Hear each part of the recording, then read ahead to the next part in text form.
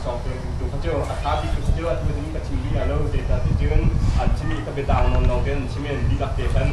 dilakukan oleh nasi kajing akan tong minum kah tapi kat song kita sana tidak Nggak, sedang itu juga. Kajing yang arti kau mimpi kau cari kau pernah setiap kali kita.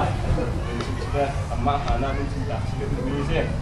Itu nak kan sini, satunya sini. Kau aja kau ini kau kira kau kasih panon ni. Kalau cincin nak kasih mak kasih. Pun dia bakal tu cincin bakal kantor lagi tu nak kan kajing sih kajing itu anda. Namun nak ambil siru jangan akan cuma anjok simakan itu bukan kerja Jumat naknya lagi kah kajian tu kita tadi ni nak kalau kita berencana dulu nanti cuma nunggu nak berencana kan ini akan jangan kita jadi pak cuma aku jangan pun ini kalau ini nak kau kerja ini lah kalau ini kerja kamu dah ini bahkan sebenarnya sudah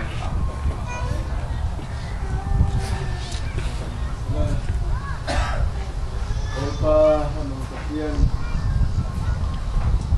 main dalam dan saya cekapin ini yang ini ya dan ini kajian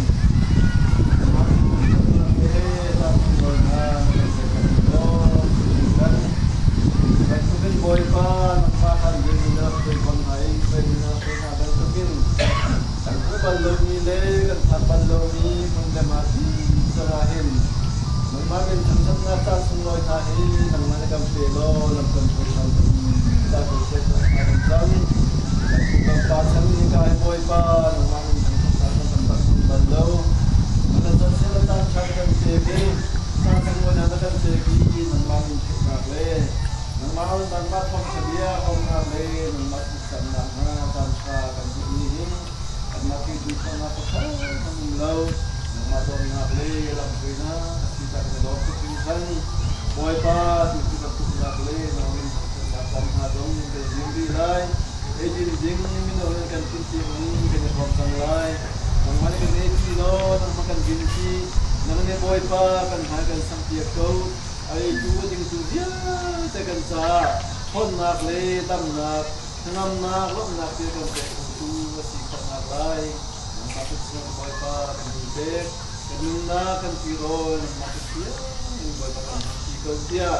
disiplin kan kan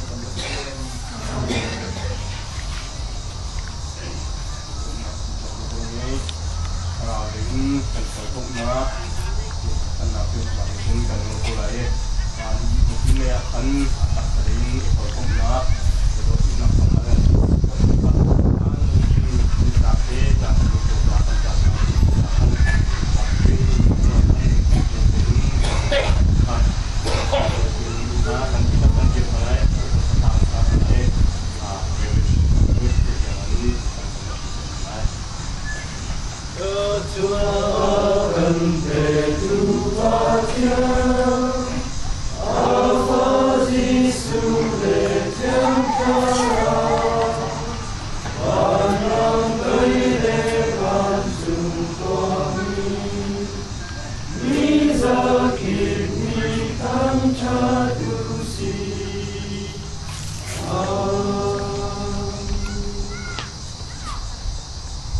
Pakaian ini sampai dengan na kepala di sekitar na